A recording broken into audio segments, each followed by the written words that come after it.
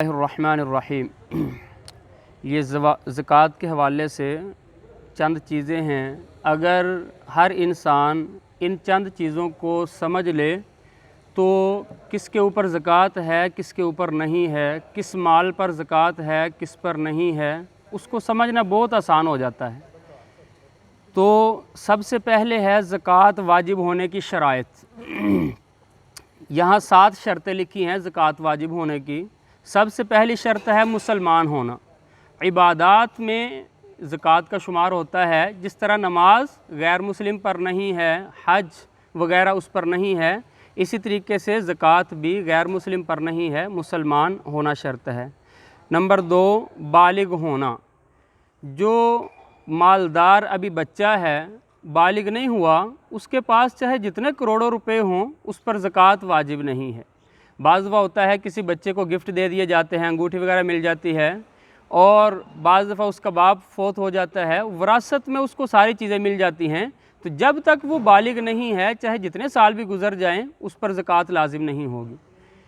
तो बालिग बच्चा कब होता है? एक तो यह है कि उसके अंदर बलूगत की अलामतें पाई जाएँ। अगर कोई अलामत नहीं पाई गई तो उलमा ने उसका जो मुकर्रर फरमाया है वो 15 साल है। तो 15 साल की कम मुद्दत के अंदर उसके पास जितना भी माल है उसके ऊपर ज़कात लाजिम नहीं होगी। नंबर 3, अक़ल वाला होना। एक आदमी पागल है, उसकी अक़ल सही नहीं है, तो हदीस मुबारक के अंदर फरमाया कि 3 बंदे ऐसे हैं, रुफ़िअल क़लम अन सलासिन, अल्लाह ने 3 बंदों से कलम को उठा दिया है, उनका कोई गुनाह नहीं लिखा जाता है, उन पर कोई चीज़ फ़र्ज़ नहीं है। उसके अंदर फरमाया कि एक अल-मजनून, जिसकी अक़ल सही ना हो। नंबर 4, साल का गुज़रना। एक आदमी के पास माल वाफिर मिक़दार में है, लेकिन अगर उसके ऊपर अभी साल मुकम्मल नहीं हुआ, निसाब का मालिक बने हुए भी साल मुकम्मल नहीं हुआ, माल चोरी हो जाता है, कोई अल्लाह ना करे आग लग जाती है, कोई ऐसा मामला हो जाता है, या वो अपनी ज़रूरतों में ख़र्च हो जाता है, पूरा साल नहीं गुज़रा उसके ऊपर, तो जब तक साल पूरा ना गुज़रे उस वक्त तक ज़कात नहीं है। और ज़कात, और ये जो साल है ये हिजरी के हिसाब से है, कमरी जो है वो चाँद के हिसाब से साल का शुमार होता है। शरीयत के बहुत सारे अहकामात के अंदर ये जो कमरी साल है इसका एतबार किया जाता है। नंबर 5, माल का निसाब के बराबर होना। निसाब क्या है ये आगे आ रहा है। नंबर 6, माल बढ़ने वाला हो, जैसे माल तिजारत, सोना चांदी, मवेशी वगैरह, इसकी भी तशरीह आगे आ रही है। नंबर 7, दारुल हरब में इल्म का होना। जो कंट्री जहाँ की हकूमत मुसलमान हुकूमत हो उसको दारुल इस्लाम कहा जाता है, और जहाँ पर गैर मुस्लिम हुकूमत हो उसको दारुल हरब कहा जाता है। तो दारुल हरब के अंदर मसलन कोई चाइना के अंदर बंदा मुसलमान हुआ, जापान के अंदर मुसलमान हुआ, जहाँ पर हुकूमतें गैर मुस्लिम हैं, वो मुसलमान हुआ और कई साल वो मुसलमान रहा, लेकिन उसने ज़कात कभी नहीं निकाली, क्योंकि उसको पता ही नहीं था कि ज़कात भी कोई फ़र्ज़ है, ज़कात भी निकालनी होती है। बाद में कोई बंदे ने उसको बताया कि इस तरह ज़कात जो है वो फ़र्ज़ होती है। तो अब जितने साल पीछे गुज़रे हैं उसको पता नहीं था कि ज़कात भी एक फ़र्ज़ है, तो ये पिछले सालों की उसके ऊपर कोई ज़कात लाजिम नहीं होगी। तो आगे है जी, ज़कात का निसाब क्या है। सिर्फ़ 4 चीज़ें हैं जिनके ऊपर ज़कात लाजिम होती है। अगर आप ये ज़हन में बिठा लें ना, बहुत सारे सवालों के जवाब आ जाते हैं।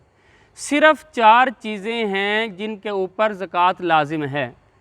एक सोना, दूसरा चांदी, तीसरा रुपया पैसा, चाहे किसी भी करेंसी में हो, डॉलर वगैरह कोई भी हो, 3 चीज़ें, और चौथी जो है वो माल तिजारत है। सोना चांदी किसी भी हालत में हो, चाहे वो सुनियारे ने बेचने के लिए रखा हो या घर वाली ख़वातीन ने इस्तेमाल के लिए रखा हो, बहरहाल उसके ऊपर ज़कात लाजिम है। और चांदी भी इसी तरह बेचने के लिए हो या इस्तेमाल के लिए हो, उस पर भी ज़कात है, और पैसा भी किसी भी हालत में हो उस पर भी ज़कात है। तो अब ये कितना सोना और कितना चांदी है जिसके ऊपर ज़कात है। तो पहले ज़माने के अंदर चांदी के जो दिरहम होते थे, तो हदीस मुबारक में फरमाया कि 200 दिरहम के ऊपर ज़कात है। वो 200 दिरहम जो चांदी के होते थे, वो कितनी चांदी बनती थी? वो 52.5 तोला चांदी बनती थी। तो अगर 52.5 तोला चांदी से कम है तो उसके ऊपर ज़कात नहीं है। अगर 52.5 तोला चांदी है उससे ऊपर है फिर उसके ऊपर ज़कात है। और 7.5 तोला सोना, 7.5 तोला सोना, पहले ज़माने में दिनार होते थे, सोने के सिक्के होते थे, तो नबी अलैहिस्सलाम ने फरमाया कि 20 दिनार से कम में ज़कात नहीं है। तो 20 दिनार के अंदर कितना सोना होता था, तो उसका हिसाब लगाया गया, वो 7.5 तोला सोना बनता था। तो 7.5 तोला सोना अगर अकेला सोना है, 7 पैसे माले तिजारत चांदी वगैरह नहीं है, तो जब तक वो 7.5 तोला पूरा ना हो जाए उस वक़्त तक उस पर ज़कात नहीं है। अब यह है कि 52.5 तोला जो चांदी हदीस मुबारक के अंदर जो फरमाया गया है 200 दिरहम, वो आजकल के हिसाब से 52.5 तोला चांदी कितने पैसों की बनती है, तो वो जितने भी पैसे बनेंगे वो निसाब बनेगा। तो आज जो है इस मरतबा जो स्टेट बैंक ने ऐलान किया है वो 46,326 रुपये गालबन उन्होंने बताया है कि ये इतना जो है ये 52.5 तोला चांदी का ये निसाब बनता है। यानी किसी आदमी के पास इससे कम पैसे हैं तो उस पर ज़कात नहीं है। जब इतने उसके पास हो जाए ज़रूरत से ज़ायद, फिर उसके ऊपर जो है वो निसाब उसका शुमार करना शुरू हो जाता है। जैसे ही उसके ऊपर साल गुजरेगा और 46,000 से कम उसके ऊपर पैसे नहीं हुए, यानी दरमियान में ऐसे एक दिन नहीं आए कि सारे खर्च करने पड़े, तो ये उसका निसाब जो है वो पूरा साल जब रहेगा तो उसके ऊपर ज़कात लाजिम हो जाएगी। एक चीज़ जो समझने की है वो है माले तिजारत। माले तिजारत किसे कहते हैं, ये याद रखिए कि जो चीज़ माले तिजारत है उस पर ज़कात है। जो माले तिजारत नहीं है वो कोई भी सामान हो, जितना भी महंगा हो, उसके ऊपर ज़कात लाजिम नहीं होती। माले तिजारत किसे कहते हैं, जो चीज़ भी आपने आगे बेचने की नीयत से ख़रीदी हो, फ़ौरन आगे बेचने की नीयत से या कुछ अरसा ठहर के जब रेट ज़्यादा बढ़ेगा उस वक़्त बेचने की नीयत से, तो जो भी ख़रीदते वक़्त आपकी नीयत थी कि मैंने इसको आगे बेचना है, वो माले तिजारत है। वो चाहे जूते हों, कपड़ा हो, मशीनरी हो, चाहे वो शोरूम के ऊपर कारें और साइकिल और कुछ भी हो, जो भी चीज़ आगे बेचने की नीयत से है वो माले तिजारत है। प्लाट है, दुकान है, कोई भी चीज़ है जो भी आगे बेचने की नीयत से है वो माले तिजारत है, उसके ऊपर ज़कात होगी। लेकिन अगर आगे बेचने की नीयत से नहीं लिया, अपने इस्तेमाल के लिए लिया है, ज़रूरत पूरी करने के लिए लिया है, रहायश इख्तियार करने के लिए लिया है, तो वो चाहे जितने भी करोड़ों का हो उसके ऊपर ज़कात नहीं होगी। एक आदमी की 3-4 कोठियाँ मुख्तलिफ़ शहरों के अंदर उसकी जो है वो बंगले हैं, कोठियाँ हैं और अच्छे खासा उसके ऊपर रुपया उसने लगाया है, लेकिन उसने आगे बेचने की नीयत से नहीं लिया, रहने के लिए लिया है उसने, या बच्चों की रिहाइश के लिए उसने लिया है, तो उसके ऊपर 1 रुपये की भी ज़कात नहीं होगी। इसी तरीके से घर के अंदर अगर डबल फर्नीचर है और महंगे एसी लगे हैं और सारा कुछ है, तो महंगी गाड़ियां हैं, लेकिन उसने बेचने के लिए नहीं बल्कि अपने इस्तेमाल के लिए लिया है, तो उसके ऊपर ज़कात नहीं होगी। तो ये मेन पॉइंट है कि किस सामान पर ज़कात होगी, किस पर नहीं होगी। जो चीज़ आगे बेचने की नीयत से आपने ख़रीदी है उसके ऊपर ज़कात होगी। अब देखिए, फैक्ट्रियों की मशीनरियाँ होती हैं, बहुत बड़ी बड़ी मशीनरियाँ होती हैं, बड़ी महंगी होती हैं, करोड़ों रुपए की होती हैं, लेकिन वो मशीनरी तो आगे बेचने के लिए नहीं होती, वो तो उससे जो प्रोडक्ट हासिल होते हैं उसको आगे बेचते हैं, तो प्रोडक्ट पर ज़कात होगी क्योंकि आगे बेचने के लिए है, लेकिन मशीनरी आगे बेचने के लिए नहीं, इस वजह से उस पर ज़कात नहीं होगी। अब ये है कि ये तो हो गया किन किन चीज़ों पर ज़कात है, उसका मैंने आपके सामने रख दिया। दूसरी चीज़ है कि अदायगी ज़कात की शर्तें। जब आपने ज़कात अदा करनी है तो उसके लिए सिर्फ 2 शर्तें हैं। जब आप ज़कात निकाल रहे हैं उस वक़्त ज़कात की नीयत हो। अब कई साथी ये करते हैं कि साल भर कोई भी मांगने वाला आया, कोई भी अपने बच्चे की शादी करने वाला आया, कोई भी ज़रूरतमंद आया उसको दे देते हैं, लेकिन उस वक़्त ज़कात की नीयत नहीं होती देते वक़्त, लेकिन साल के बाद वो शुमार करते हैं कि फ़लाने को इतने दिए थे, फ़लाने को इतने, तो ये देते वक़्त जब तक ज़कात की नीयत नहीं की, आप साल के बाद उसको शुमार नहीं कर सकते। तो बेहतर यह है कि जब आप ज़रूरतमंद को दें तो उसको ज़कात की नीयत कर लें कि मैं ये ज़कात के पैसों में से दे रहा हूँ, बाद में सारा मैं हिसाब करके जितने पैसे बचते होंगे वो मैं मज़ीद ज़कात में दे दूँगा।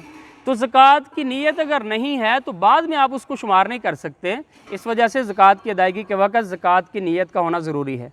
नंबर 2, दूसरी शर्त है मुस्तहिक को बिला इवज़ मालिक बना कर देना। पहले तो यह है कि वो मुस्तहिक हो, अगर वो मुस्तहिक नहीं है तो उसको ज़कात नहीं लगती है।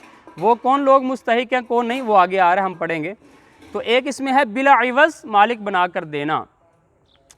एक मज़दूर आपके पास काम कर रहा है, आप तनख्वाहें उसमें से ज़कात के माल में से दे देते हैं, तो ये देना ज़कात में शुमार नहीं होगा, ज़कात दोबारा अदा करनी पड़ेगी। क्यों? कि उसकी उजरत और उसकी जो तनख्वाह है वो आपके ज़िम्मे वाजिब थी, वो बिला इवज़ नहीं आपने उसको पैसे दिए, वो उसने काम किया है उसके इवज़ में आपने पैसे दिए हैं, तो बिला इवज़ देना। तो लिहाजा इससे पता चला बेवा और यतीम को भी उसी वक़्त ज़कात दी जा सकती है जब वो ज़रूरत से ज़ायद निसाब ना रखते हों। हमारे मुआशरे में ये समझा जाता है कि जो भी बेवा है ना, ये भी आदमी 1 लाख रुपए ज़कात उसको दे रहा है, दूसरा भी उसको दे रहा है, तीसरा भी उसको दे रहा है। तो देखिए जब उसके पास 46,000 रुपया आ गया, अब वो निसाब की मालिक बन गई, चाहे वो बेवा है चाहे यतीम है, अब वो मुस्तहिक नहीं रहा। इतने पैसे जब उसके पास आ गए, या सोना चांदी इतनी मिल्कियत उसके पास आ गई, अब वो मुस्तहिक नहीं रहा। अब उस बेवा और यतीम को आप ज़कात नहीं दे सकते, अगर देंगे तो दोबारा अदा करनी पड़ेगी। तो इस वजह से ये तसल्ली करना ज़रूरी होता है कि आया जिसको मैं दे रहा हूँ वो मुस्तहिक है या मुस्तहिक नहीं है। अच्छा, अब ये है कि जो आपके पास दुकान के अंदर माल तिजारत है, कपड़ा है और मुख्तलिफ़ चीज़ें हैं, उसमें कौन सी कीमत का एतबार करेंगे। देखिए, एक है कि आप पीछे मार्केट से जो ख़रीद कर आए हैं, मसलन एक कपड़ा आपने ख़रीदा है, आपको मिला है 400 रुपये के हिसाब से, और आगे आपको पता है कि ये बिक जाता है 600-700 के हिसाब से, तो आप कौन सी कीमत का एतबार करेंगे। इसी तरीके से आप अपने कारखाने में कोई चीज़ तैयार करते हैं, उस प्रोडक्ट की तैयारी के ऊपर जो है वो 200 रुपये खर्चा आता है, लेकिन आगे मार्केट के अंदर वो 500 रुपये की बिक रही है, तो कौन सी कीमत का हिसाब लगाएंगे, जो खर्चा आया है वो या आगे जो बिकना है वो। तो देखें आपकी मिल्कियत कौन सी शुमार होती है, जो आगे रेट लगना है आप उसको समझते हैं कि मेरे पास इतने लाख का माल पड़ा है। तो शरीयत में भी यह है कि जिस दिन आपने वो ज़कात निकालनी है, उस दिन बाज़ार के अंदर जो उसका रेट चल रहा है वो हिसाब लगाएंगे उसका। तो मसलन एक आदमी ने 5 साल पहले सोना ख़रीदा था, उसने 40,000 रुपये का तोला ख़रीदा था, आज जो है वो 95,000 का तोला हो गया है, तो वो हिसाब लगाएंगे वो वाली कीमत या ये वाली जो मौजूदा कीमत है इसके हिसाब से ज़कात निकालना पड़ेगी। और इसमें बहुत बड़ा धोखा है, हमारे साथी समझते हैं कि जितने का हमने, वो प्रॉपर्टी डीलर समझते जितने का प्लाट हमने लिया है 10 लाख का, उसी पर ज़कात देनी है। हालांकि अगर वो 15 लाख उसकी कीमत लग रही है तो 15 लाख के हिसाब से ज़कात देंगे। जितने पैसों की ज़कात आप रोक कर रखेंगे, अदा नहीं करेंगे, उतना गुनाह होगा। अब यह है कि इसमें जो बाज़ार के अंदर रेट चलता है वो 3 किस्म के रेट चलते हैं। एक आप परचून बेचते हैं, एक दो सूट का गाहक आ गया, एक दो चीज़ का गाहक आ गया, और दूसरा है होलसेल के हिसाब से आप बेचते हैं, छोटी दुकानों वाले आपसे ले जाते हैं, तो दोनों का रेट जो है वो थोड़ा डिफरेंट होता है, थोड़ा फ़र्क होता है। और तीसरा रेट वो होता है कि अगर कोई बंदा पूरा आपसे स्टॉक ख़रीदना चाहे, जैसे मसलन ये इम्तियाज़ स्टोर वाले ये पूरी फैक्ट्री से इकट्ठा स्टॉक उठाते हैं, तो इनको बड़ी दुकानों वालों से भी सस्ता मिलता है इनको। तो ये 3 रेट होते हैं, एक आम होलसेल रेट होता है, और एक पूरा स्टॉक बेचने की सूरत में होता है, और तीसरा आम जो छोटे ग्राहकों को दिया जाता है। तो कौन सा रेट लगाया जाएगा, तो इसमें यह है कि आम होलसेल रेट जो है वो लगाना सबसे बेहतर है। आम होलसेल दुकानों वाले जो आपसे लेकर जाते हैं उसमें आप क्या रेट लगाते हैं, वो रेट लगा के पूरी दुकान का हिसाब करके इसमें कितना माल है आप उसकी ज़कात निकालेंगे।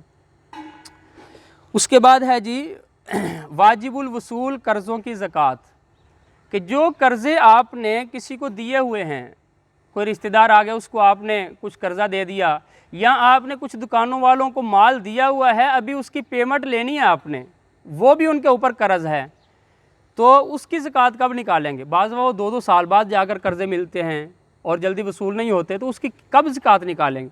तो देखें इसमें बेहतर तो ये है कि हर साल जब आप बाकी चीज़ों का हिसाब लगा रहे हैं कि मेरे पास इतना माल तिजारत है, इतना सोना, इतना बैंक बैलेंस है, तो बेहतर यह है कि वो जो कर्ज़ा आपने किसी से लेना है उसको उसी वक्त शुमार कर लो, तो ये सबसे बेहतर है, हिसाब रखने में आसानी हो जाती है। दूसरा, इसके अंदर थोड़ी गुंजाइश है कि जब तक वो कर्ज़ा वसूल नहीं हो जाता या निसाब का 20% वसूल नहीं हो जाता, मतलब 46,000 रुपया जो है ना, इसका 5वां हिस्सा कितना बनता है, तो उतना अगर वसूल ना हो जाए उस वक्त तक ज़कात निकालना लाजिम नहीं है। 2 लाख रुपये आपने लेना है, वो बंदा आया आपको सिर्फ 5,000 रुपया दिए, तो ये 46,000 रुपये का ये 20% नहीं है, 5% नहीं है, ये 5वां हिस्सा नहीं है, इस वजह से इसकी ज़कात निकालना फ़ौरन लाजिम नहीं है। तो बस ये है कि इसमें जो कर्ज़े वाजिबुल वसूल होते हैं, अगर आप जैसे मिलते जाएं वैसे हर मौके पर ज़कात निकालें तो ये बड़ा मुश्किल हो जाता है कि जब भी वसूल हो उसी वक्त उसका हिसाब लगाने बैठ जाएं। तो इस वजह से बेहतर ये है कि जब आप अपना ज़कात का हिसाब लगा रहे हैं और अपना सारा माल वो मालियत जमा कर रहे हैं, तो जो कर्ज़े आपने दिए हुए हैं उसको उसी वक्त शुमार कर लें कि कितने कर्ज़े मैंने लेने हैं, वो भी मेरा माल है, लिहाजा वो सारा इकट्ठा करके उसका 40वां हिस्सा ज़कात में निकाल दिया जाए।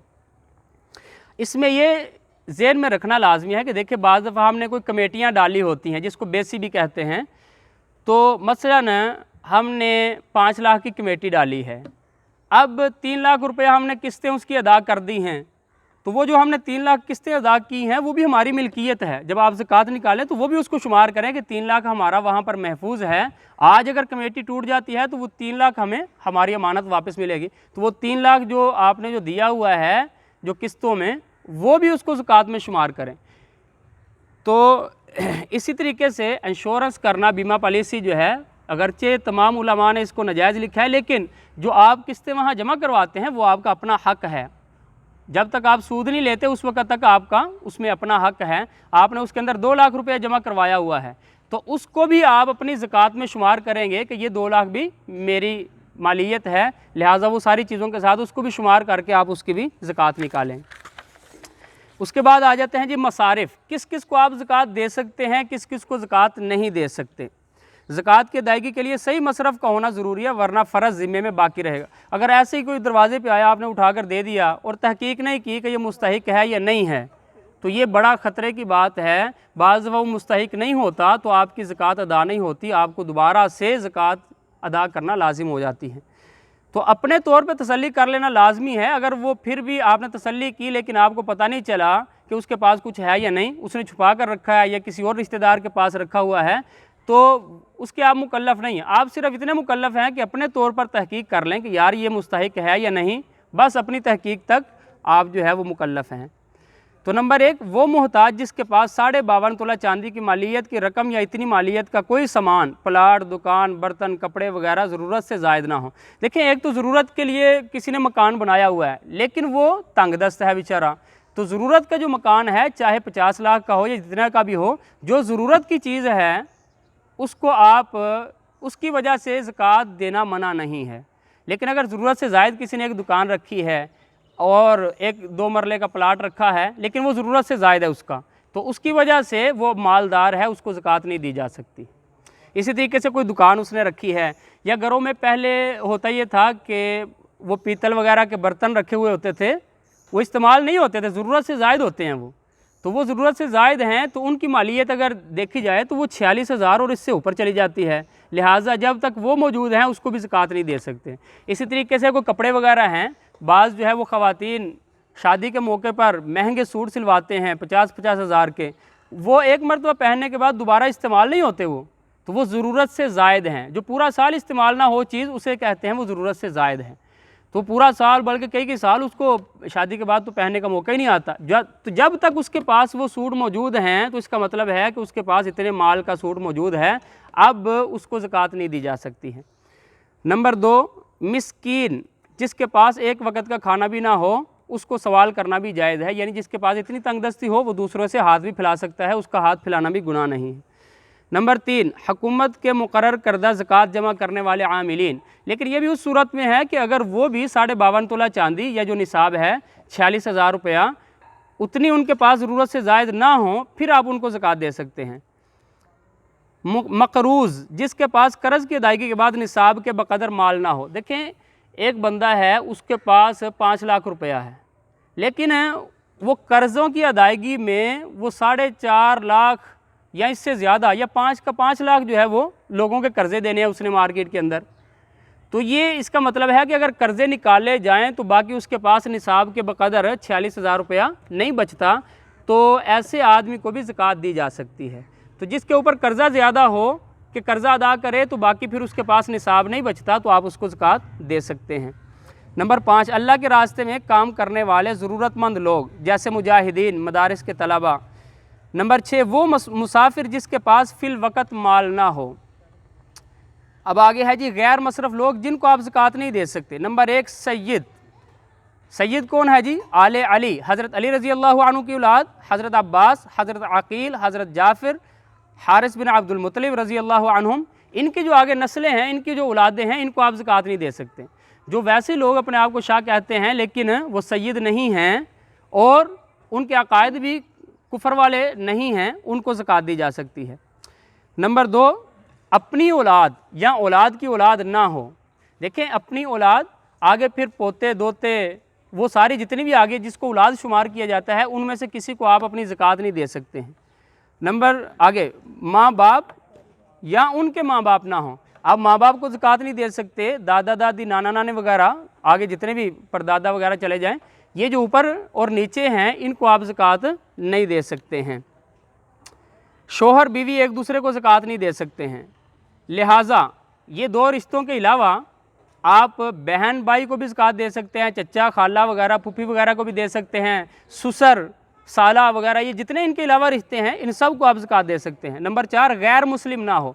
देखें आम जो आप राशन किसी को देना चाहें, नफली सदका देना चाहें, आप किसी भी जो गली साफ़ करने वाले ईसाई हैं उनको आप दे सकते हैं, लेकिन ज़कात और वाजिब जो सदक़े हैं, फ़तराना है, फ़िदिया है, कफ़ारा है, ये जो वाजिब सदक़े हैं ये सिर्फ़ मुसलमान को दिए जा सकते हैं, गैर मुस्लिम को नहीं दिए जा सकते। अगर आपने गैर मुस्लिम को दिए तो आपको दोबारा से ज़कात अदा करनी पड़ेगी। आखिरी चीज़, मालिक बनाकर देना ज़रूरी है। जो मालिक बन सकता है उसको ज़कात दी जा सकती है, लिहाजा जो मालिक बनने की सलाहियत नहीं रखता वहाँ ज़कात देने से ज़कात अदा नहीं होगी। जैसे मैयत के कफ़न या इसका कर्ज़ अदा करने के लिए, देखिए मैयत जो है ना वो मालिक नहीं बनती, बल्कि जो उसकी मिल्कियत में जो माल होता है वो भी मरने के साथ ही वारसों की हो जाता है सारा कुछ, तो मैयत मालिक नहीं बनता। इस वजह से ना उसका कफ़न ख़रीद सकते हैं ज़कात के माल से, ना उसका कर्ज़ा अदा कर सकते हैं। इसी तरीके से मस्जिद, मदरसा, हस्पताल और पुल वगैरह की तामीर के लिए देने से ज़कात अदा नहीं होती। तामीर में देने से, क्योंकि वो जो बिल्डिंग है वो मालिक नहीं बन सकती। हाँ ये है कि जो मुस्तहिक मरीज़ हैं या मुस्तहिक तलबा मदरसे में पढ़ते हैं उनको आप ज़कात दे सकते हैं। तो ये मुख्तसर खाका है, अगर इसको सामने रखा जाए तो ज़कात के बहुत सारे मसाइल जो है वो आदमी को समझने में आसानी हो जाती है। अल्लाह अमल की तौफीक अता फरमाए। ये बंद कर लेंगे।